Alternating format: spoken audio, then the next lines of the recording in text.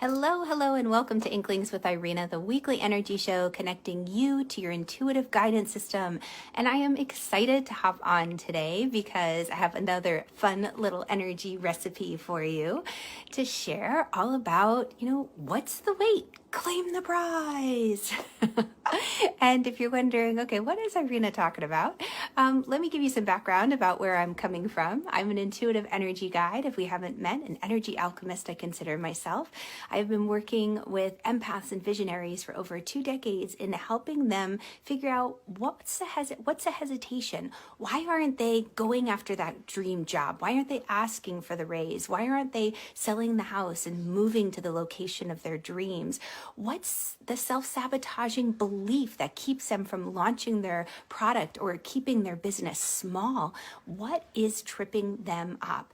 And this is my joy. I draw from a long background in energy healing, Reiki, crystals, tuning forks, the tarot, yoga. I have a wonderful, wonderful variety of sacred practices that I bring together, and I create something very special and unique that is very useful for the moment. That's one thing that I love, is bringing practices and energetic recipes that are in current time. So as you jump on, say hello to me. Let me know where you are in current time. What time zone are you in? I'd love to know who's watching, where you're watching from. So let's jump into this. So why am I talking about why wait, claim the prize? Well, there's an incredible story that I really love, and some of you may have heard me share this before, but if you know the concept of grace, grace is this wonderful gift that's given. It's given by the universe and given by God, essentially. And because we have free will, it is up to us to be open to receive this gift. We don't have to do anything to earn it. We don't necessarily deserve it, but it's this incredible gift that is being offered. And often we kind of miss out on that gift. We don't claim the prize, so to speak. And why not? Well, let me tell you the story about Joe. I love the story. So Joe was, incredible father, incredible brother, incredible friend, and had a great life. Lived it to the fullest, really felt, that joy that comes from living life. And on the day that he passed and he transitioned up to heaven, he was at the gates, the pearly gates, and St. Peter came up to him. And St. Peter handed Joe a calendar. And Joe was like, all right, a calendar? Okay. And he's looking at the calendar, and on the calendar, he sees all of these dates. And many of these days have little, like, emojis on them, you could say, little moments, emojis of presents. And he looks and he's like, there's a lot of presents on this calendar. And, it wasn't my birthday. It wasn't holidays, all of these different events. What's the deal with these gifts? And then he started to notice that some of the little emoji presents were open, but the majority were still wrapped. So he looks at St. Peter and he's like, St. Peter, what's the deal with all these gifts? And St. Peter said, those were gifts of grace. And the ones that are opened are the ones that you saw and you chose to receive. And the ones that are still wrapped are the ones that you decided not to receive or accept. And I love that story because I love the idea that we're going through life, we're kind of hop, skipping and jumping. And, there'll be days where we feel down, where we feel less than, or we don't feel deserving. Maybe somebody says something, maybe just a mood hits us out of the blue. We don't know why. And all of a sudden we feel like, there's no gifts for me. There's no prizes to claim. But there are. Every day we're being given these incredible gifts. Some are tiny little ones, some are great big ones, some are medium ones, but these gifts are coming our way. So what's blocking it? Because remember, free will, we have to open our hearts to receive this gift. And if we've got a couple of self-sabotaging, limiting belief blocks in the way, it's going to be hard to see these gifts because we're going to be like, no, that couldn't be for me, So let me address this with my little acronym that I call HOT. So the first thing is hesitation. This is the first thing that's tripping up most people when it comes to claiming their prize. Oh my gosh, I got another really great story about this. Okay, I got to share this story. a teacher of mine shared this with me, and she talked about, these group of people, they went to a finance workshop, here's how to budget money, here's how to make sure you can manifest and make more. And so the teacher was up at the front of the room, and he holds up $100 bill, and he's like, oh, whose $100 bill is this? And he's holding it and he's waving it around, and people are looking at each other and they're like, yeah, like I carry $100 bill in my wallet, like I didn't drop it. And then one person at the back of the room goes, me, that's mine. And she runs to the front and she snatches the $100 bill out of his hand and puts it in his pocket, or her pocket. And so everybody's kind of looking and giggling around, and they're like, what's going on? And then the teacher pulls out another $100 bill, and he says, oh, whose $100 bill is this? And at this point, everybody's getting confused. And then the woman in the back again goes, me. And she runs up to the front and she grabs the $100 bill. And now, people are starting to get wise to the situation. They're like, wait a second, why does she get $200? What's the deal? And anyway, the teacher says, well, she's the one who claimed it. I just asked. I offered. And so sometimes, many times, we hesitate. We're like, oh, well, I didn't lose $100. I don't know if I deserve $100. Like, I don't know. Maybe we just wait. We're kind of like, let's see what everybody else does. Let me kind of test the water before I jump in. And that hesitation really blocks us from a lot of these gifts that are everywhere around us, these opportunities. So the next thing I want to mention in this HOT acronym is opposition. So we have hesitation, then we have opposition. Now, what do I mean by opposition? Well, we come up against roadblocks. Like we try something, we're like, oh, I tried that. It didn't work. I put my offer out there. Nobody came. Nobody likes me.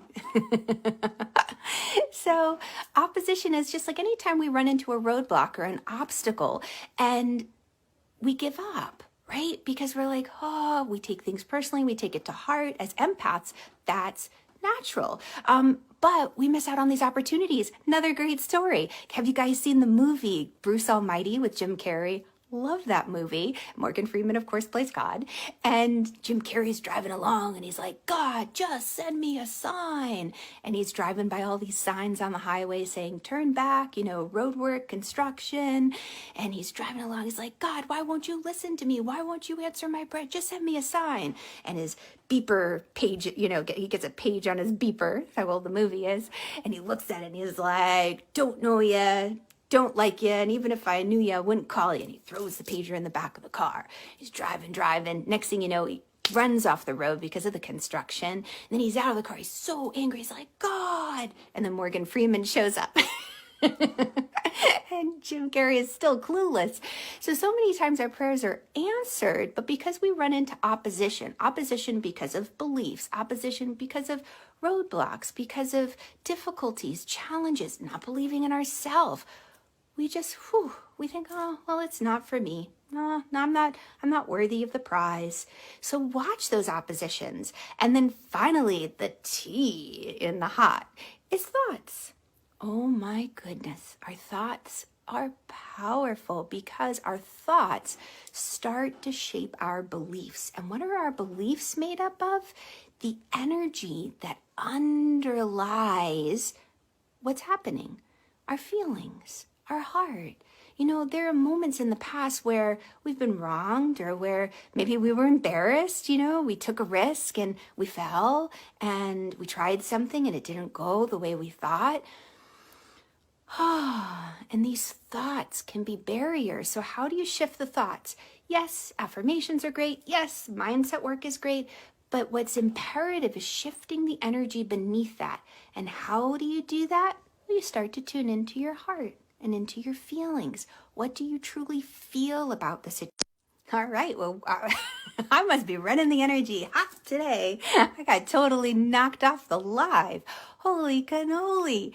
So I'm talking about today on Inklings, in case we're kind of connecting. Hopefully you can find me again, those who are hopping on live. As you hop on, give me a quick shout out. Make sure, I want to make sure that I know that you're back with me before I continue too much more.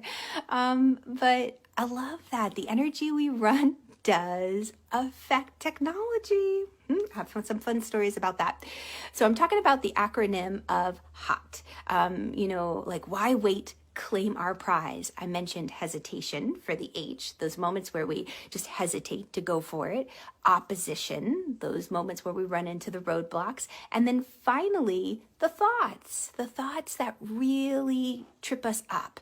Now, what I was getting into right before I got cut off was the energy beneath the thoughts, which is all about your heart and all about your feelings. Hey, Karen, I'm glad you found me again.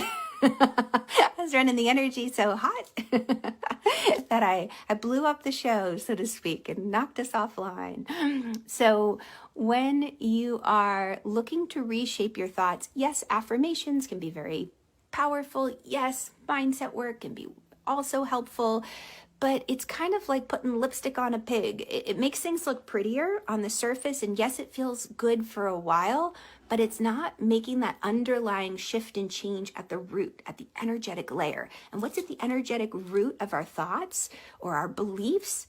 It's our feelings and our heart, the way that we really feel about something. We could say all we want, like, I'm brave, I'm courageous, I'm brave.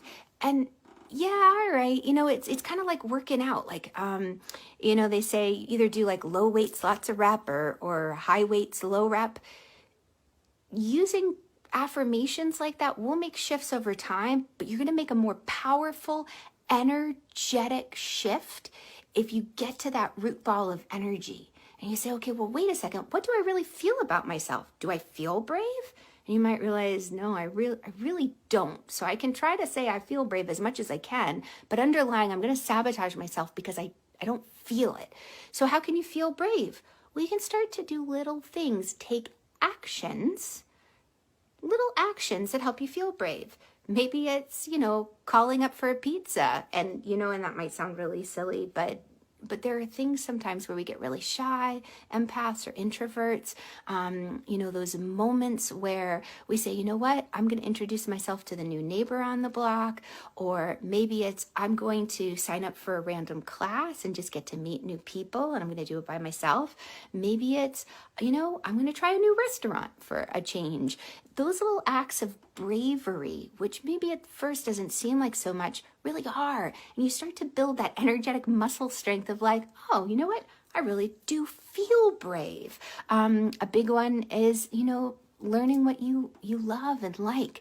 Anyway, I'm kind of going on. I'm giving you a lot today, and I don't want to give you too much to chew on, but this wonderful little fun energy recipe of something to use to check in when you're blocking yourself from receiving these gifts of grace that are all around. I want to invite you to come back to hot.